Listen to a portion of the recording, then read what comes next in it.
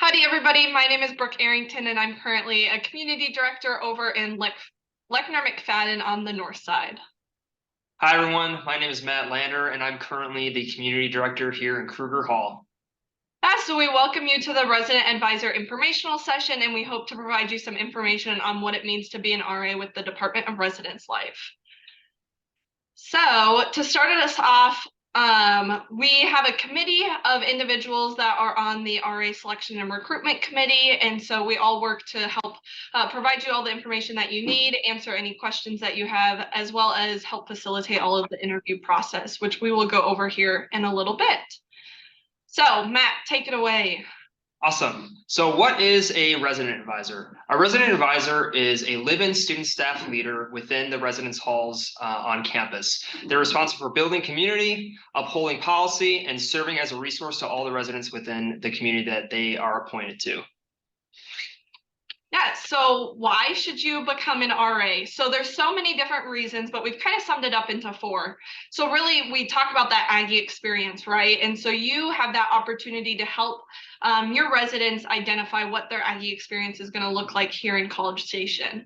You also get to develop soft skills, so develop confrontation, conflict mediation, problem solving, and so many different other skills along the way. Now, every single RA has a staff team of different RAs that are also within their buildings and helping to facilitate all of the different floors as well. So you get to learn how to be a team player with all of the other staff members and ultimately to help your residents. Now, you also get to work on your leadership skills, both leading that staff team, but also leading within your residents and really practicing your leadership skills throughout the community. So what do RAs actually do? Now, we do a whole lot of everything, but we want to go over some of those major responsibilities so that you get a better idea of what it is that you do on the daily basis. So the major responsibilities, right? You're going to be a leader of character, those Aggie core values, making sure you're encompassing all of those within your interactions with residents and staff members. You're also going to build positive relationships with everybody that you interact with. That can be professional staff, our custodial, maintenance, along with your residents, of course. And so you're also going to want to develop communities of respect, uphold those community standards, and then when we have to, appropriately enforcing policy, also effectively managing risks, so making sure that our residents are trying to stay safe. So you serve on duty and go on rounds and report anything that you need to report, and then also respond to situations.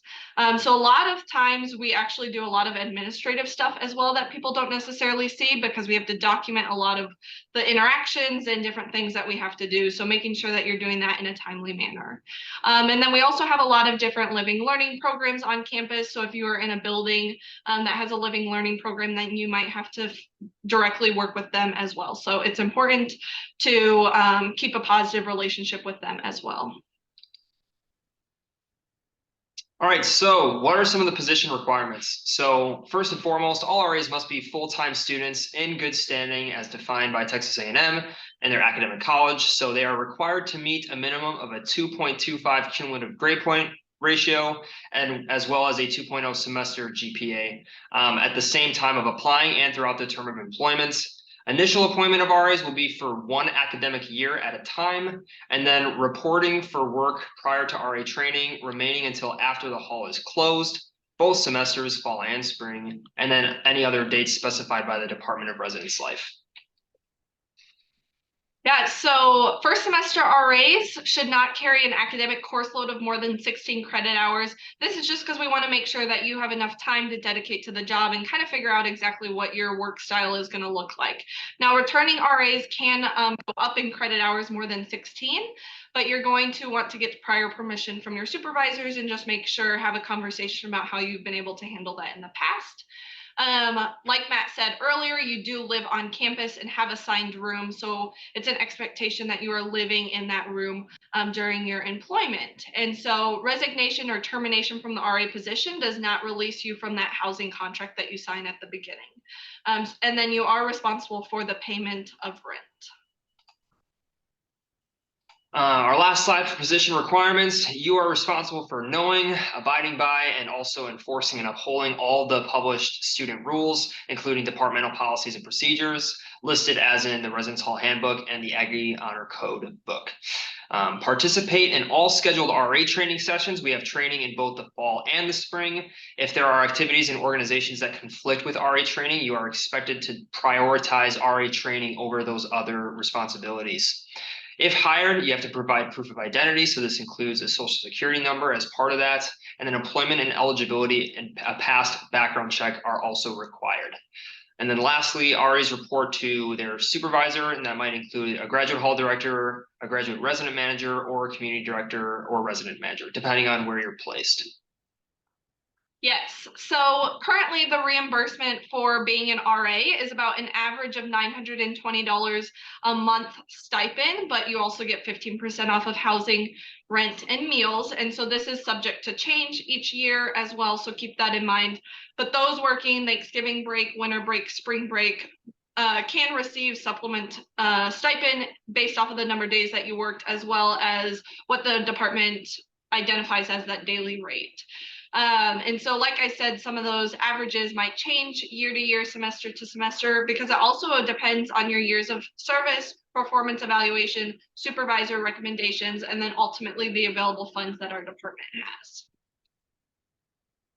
So all that being said, are there other things that you can do?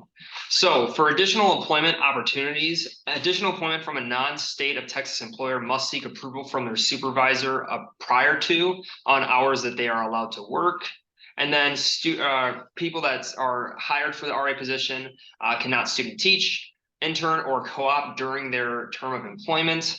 RAs also may not hold executive positions within community council, RHA, or other major orgs as listed here in the slide.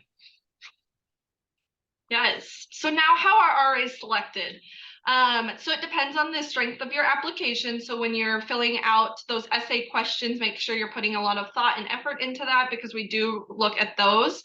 You also participate in a group interview. And so this is seeing how you interact with a group and how you work in a team dynamic. And then the individual interview is you sitting down with a professional staff member along with an RA. And it's more of that traditional interview style questions. So once all of that then happens, us as supervisors are really looking at what our hall needs. Some halls might not have any openings. Some halls might have quite a few openings, and it really depends on what our staffs need and the type of person we're looking for. But you're also going to be asked to provide a list of halls that you're comfortable working in, whether that's because of price, if it's co-ed, single gendered. So when you're thinking about clicking your housing preferences, just know that only the halls that you select are the halls that are going to see your application. So if you really want the job, it might be best to select as many options as you are comfortable with. So thank you for sitting and listening to the presentation. And if you have any questions, you can get a hold of your hall director and RA, but also most importantly, you can find the RA selection at reslife.tamu.edu, and then they'll be able to answer your questions just as quickly. So thank you. All right, so we wanted to go over a couple of important dates specifically for the spring of 2023. Now, the application is already currently open, but it does close October 24th. It's a Monday at 8 a.m., so please try and get it done before that, because we jump right into group process that same week. So we have group process for a couple of nights, and again, that's where you are facilitating and working with the group to solve a couple of questions. And then the week after that, October 31st through November 3rd, is going to be your individual interviews, and you will sign up for a 1-hour time slot. And then on November 18th, that is when your first round offers go out. So you should be hearing on November 18th if you got a first round offer. If not, you'll be asked if you want to be on our wait list, and then you can make that determination from there. Again, feel free to email the RA selection at reslife.tamu.edu for any questions that you might have that we could answer. Thank you.